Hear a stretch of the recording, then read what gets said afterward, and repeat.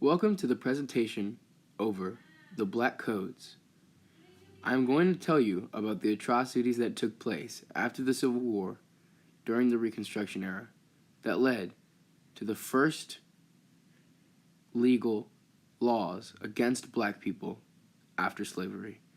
These laws were harsh and these laws were frowned upon, but they were very real. So let me take you on this journey and show you what were the Black Codes and how they affected the people they affected. Well, first off, what were these Black Codes? Well, the Black Codes were laws passed by Southern Democratic states in 1865 and 1866. These ended in 1877 due to the Reconstruction after the Civil War. The laws targeted African Americans, and it targeted them hard. It made them live lives that were very cruel and inhumane, even though slavery had been abolished by the 13th Amendment. When it is said that the Democratic states issued these laws, each state that issued the Black Codes had different variations of these laws, which I will be handling in another slide. Together, though, all these laws were equally as bad. How did these laws affect African Americans and the way in which they lived during this time period? Well, these laws were exclusively in the South and were very, very frowned upon in the North. The South divided their rules up between states, but I'll get to that later. They were much more harsh than the infamous Jim Crow laws that followed and that were to be concluded during the Civil Rights Movement. The Black Code laws included many restrictions, such as curfews, which meant black people were not allowed to gather after sunset. This was due to speculation of the blacks trying to go against their oppressors. They also had vagrancy laws, which meant freed blacks who didn't work would be fined, whipped, or sold for years' labor, almost like slavery. They also had labor contracts, which meant freed blacks were forced to sign a year work contract, and if they were broken, all the wages they had earned were lost. They also had land restrictions, which meant freed blacks could not only rent land or live in rural areas, forcing plantation living, also very similar to being a slave. Blacks could also not testify against whites, which made it was almost impossible for them to win certain cases in which black people were charged against white people. They also could not own weapons, such as guns or knives or rifles, and they could not vote. Of course, these laws basically outlawed blacks' involvement in society and almost made them feel like if they weren't part of the country at all, which is actually cruel and very inhumane, even though they weren't considered slaves anymore. And that just shows how dark our country had been during this time period and after the Civil War. The laws also attacked women's rights. They stated that mothers were forced to work farm labor instead of caring for their children at home. This was inhumane because it restricted mothers from caring for their children and having their children be nursed by their own mother. Again, these are different types of things that parallel slavery after slavery was abolished. The punishments against blacks who failed to follow these laws were almost as inhumane, if not the same degree, as the punishments that were enforced during the years of slavery. Blacks who failed to follow the law were whipped, lynched, executed, and humiliated, whether it be they found having a gun, or whether it be found having a knife, whether if they be found not working, or whether it be found that they weren't working hard enough. The blacks were oppressed, even though slavery was abolished. Though slavery was abolished in the 13th Amendment, some states did not acknowledge that.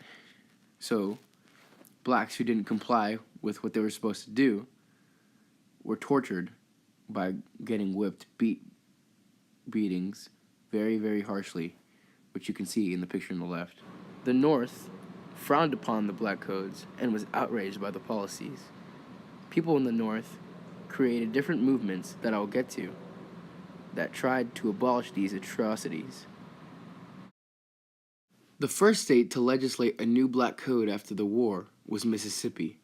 This began with an act to confer civil rights on freed men. This law allowed blacks to rent land only within the city limits. This prevented them from earning money through independent farming. It required blacks to present on every January written proof of employment.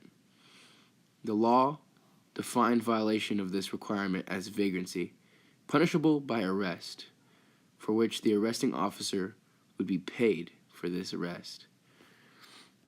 This was just the first state. These actions and these laws led to more laws being made for states such as Florida, Texas, North Carolina, South Carolina, Maryland, Tennessee, and Kentucky. No state was less cruel than the other. All of these states were very cruel in and of themselves, and all posed as very inhumane treating of humans. The picture that you see here are a group of African Americans who are imprisoned due to lack of labor, which meant that they did not work and they were caught and arrested and thrown into prison because of this. If a white man were to do the same thing, there would be no punishments.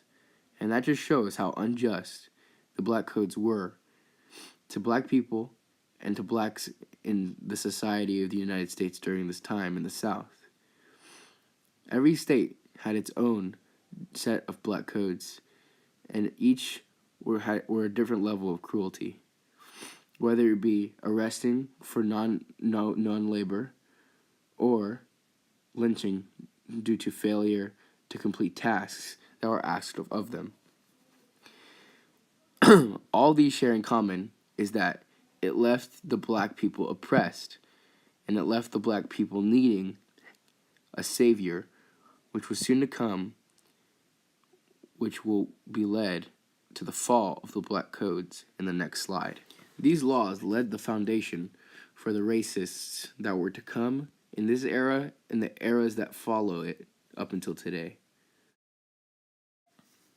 So how did these black codes finally fall?